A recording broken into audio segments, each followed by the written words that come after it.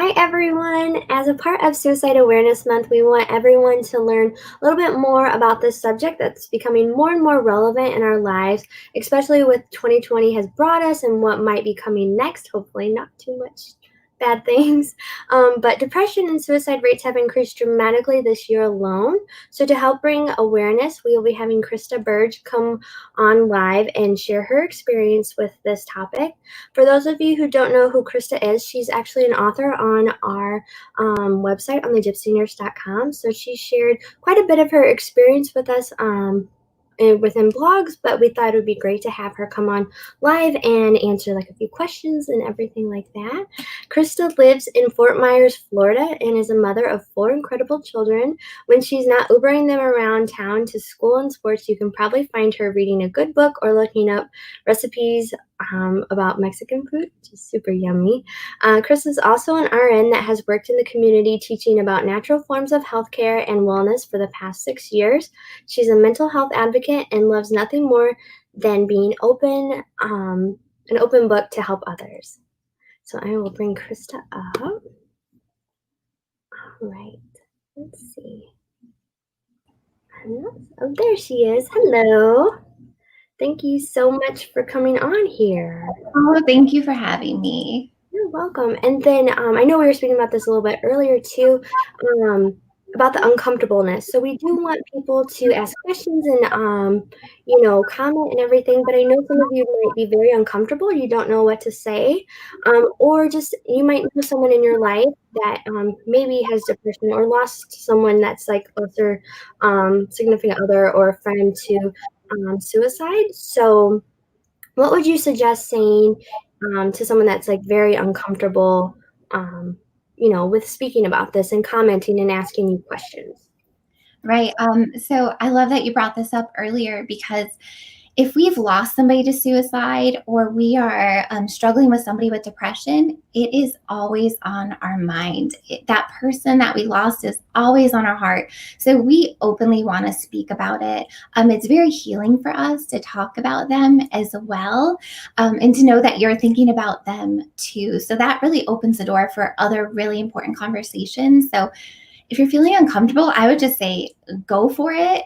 If you get that quickening in your stomach and your heart's beating really fast, just go ahead and say it. On here too, I'm an open book, so please go ahead and ask questions, and just feel free. If they're kind of private, you can also message me as well. Yeah. And so for those of you that want to ask questions or comment like positive affirmations or anything like that, we will be giving away a few of these water bottles with Krista's kind of tagline that she likes to say, you, my dear, matter. So that's very important. She'll speak more about that. And then we have some of these stickers that you can hand out to other people that, might be having a tough day or, a patient, friend, family member, just a little sticker that's saying, you know what, you do matter. So I'm going to let Krista take over now, and she's going to speak more about this. Feel free to ask questions privately or, on here. I'll list her Facebook name on here. I'll tag her so that way you guys can talk to her. So leave it to you. Awesome. So I just want to thank Rachel for having me on today and Amber Pickler for encouraging me to write for you guys and just really share my heart.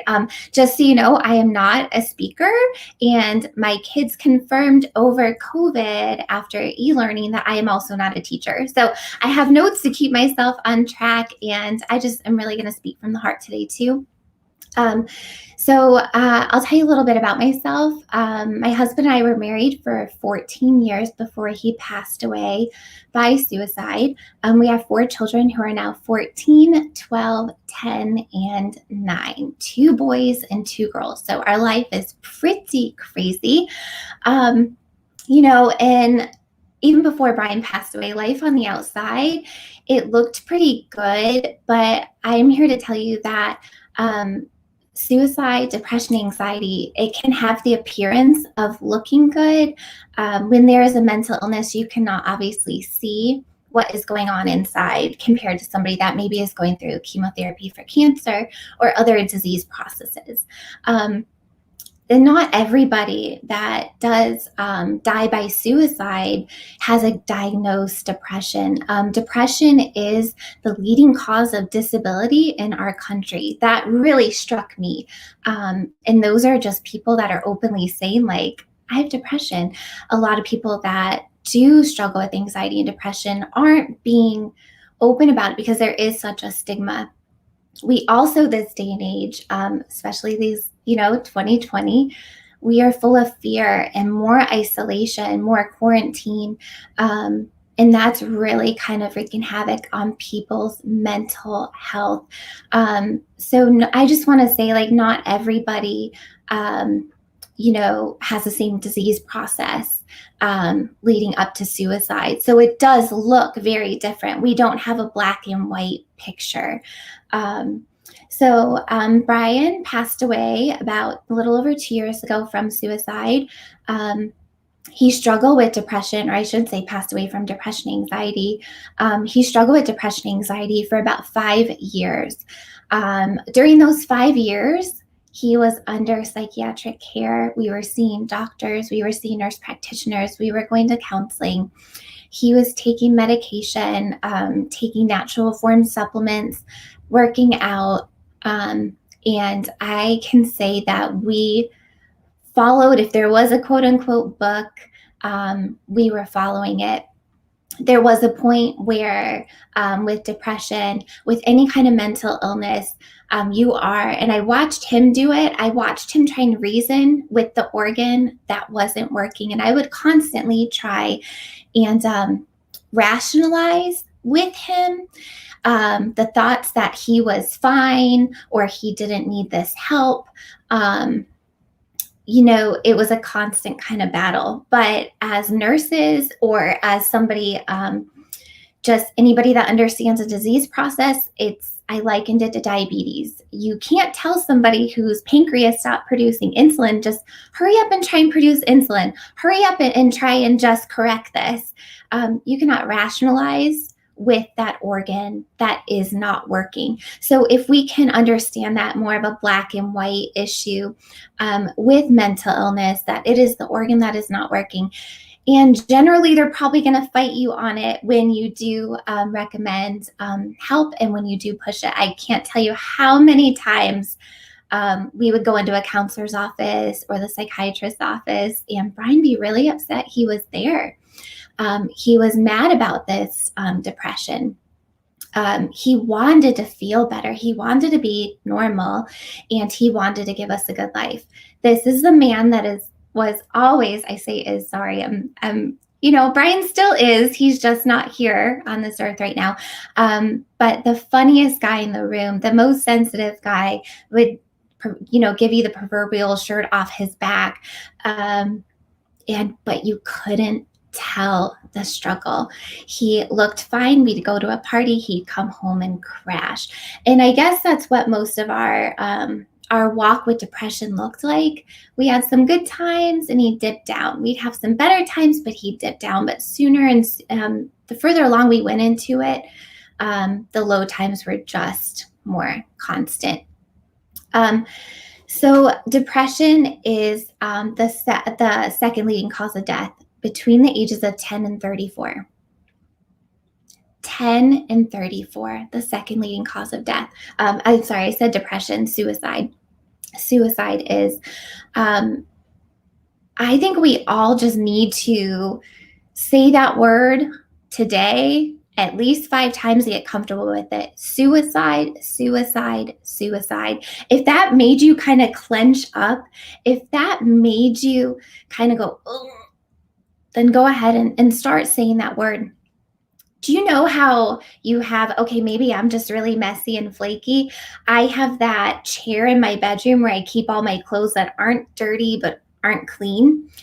In the middle of the night, that chair can look like somebody sitting there. It can look like a monster. I don't know if this is just me and I'm, but it's not until you get up and turn on the light that you can see there's actually not a monster there. There's actually nothing there at all. And I feel like that's what happens with suicide, with depression, with mental illness. There is such a stigma. So I can tell you also, as Brian struggled with his mental health, mine was declining as well. On August 16th of 2018, I left my husband, who was on the phone working. He was fine. We had a conversation that he needed to go back to the doctor. We were planning a trip with our kids. We had plans. In less than an hour, I came home to find that he had attempted suicide. I was able to revive him, but he passed away 3 days later. I can tell you that my husband wanted to live. He had 4 beautiful children. We had plans, but suicide doesn't work always like what we're told. It's not generally this checklist where somebody has a plan. Sometimes it's the flip of a switch. Sometimes it's a chemical imbalance. So that's why I'm kind of sharing my story to help you understand that it doesn't always look like the way we think it should. I do have regrets. Now, I say I live with regrets, but I don't live in the regrets. And there is a difference with that. Of course, anybody, whether somebody went out and there was a car accident and lost their life, their loved ones would have regrets. I wish I said I love them. I wish I hugged them longer. I wish I texted them. Why did I ask them to go to the store in the first place? I live with the regrets of not having a better response to Brian, who also was sharing within these 5 years that he did have suicidal thoughts. I would be the first one to be like, okay, let's get back to the doctor. Okay, we got to try new medication. My big regrets are that I reacted out of fear. I reacted with, how could you do this to us? You better not. So what was I doing? I was putting more shame and more guilt onto him when I really wish I would have sat there and dove in deeper. I can also tell you that the week before Brian did pass, I was still asking the questions if he had a plan for suicide. And he said no. There is no blame on this side of suicide. So please hear me out. If you are struggling with the blame, if you are struggling living in regret, I can speak on this side of suicide. Suicide is a tragic, tragic accident. It's nothing, I don't want to say it's nothing more, but it would be as if somebody went out and had a car accident. There is no blame. So if you struggle with that, if you feel like you did everything you could, but it just wasn't enough, you really need to get on the other side and see that this was not your fault as well. I do have the regrets, but this is why I do speak out now about suicide, about depression, about mental health, because this is something that I have lived through to help others. And even if just one person, feels they have the courage to say the word suicide or text someone and tell them they have had these thoughts, that's very important. After we lost Brian, I felt very lost. Unfortunately, I fell into a very deep depression last November. I sat there and my world was crashing down around me. And that is when my first suicidal thought came into my head. I had a plan. I knew who I would call to watch the kids. I knew where I would go and I knew what I was going to do. And I never felt so alone. I did not want to talk to anybody. If somebody asked me if I had a plan, I looked right in their face and lied because, number one, I don't want to be we all don't want to be Baker acted. We don't want a stigma. I'm worried I'm going to get yelled at. Like, how could I leave these 4 kids that already lost their dad? And all of a sudden, all this fear I was feeling came up, and I knew that this had been what Brian was going through. And I had the opportunity to talk to a friend. And this, I'm telling you, this made all the difference, because when I sat with that friend and I was honest and I said what I wanted to do you know what she did? She listened. She empathized. She didn't react out of anger like I was so used to doing. She didn't react out of exhaustion. She reacted in empathy and in love. And before I know it, I was sitting in a doctor's office. I can tell you I haven't had, oh my goodness, that's my alarm to get my kids. Sorry, they're good. Trust me, they're at school. Yeah, so I was able to finally sit in that doctor's office and be honest. And the only reason I was able to do that was because that friend sat with me. So what do we do? What do we do when somebody comes and says that they are thinking of suicide? What do we do when somebody you can just tell is really struggling with their mental health? Lean in, listen. Don't react out of the fear that you feel. Respond in love and in empathy and with compassion. Sit there and ask questions. Ask, ask, ask. Ask if they know how they're going to do it without judgment. Ask if they've looked it up. Ask them what, and I love this, Kayla Stockline, she wrote a book called Fear Gone Wild. She says in there, which I recommend that book to everybody, she said the question you should ask is, what problem are you trying to fix by suicide? There's the root, right? And I said before, Brian didn't want to die. He just wanted the pain to stop. Suicide's likened to being in a burning house. The house is burning down all around you and you just want to get out. You just have to get out. So what can you do when somebody's trying to get out of the burning house? You sit.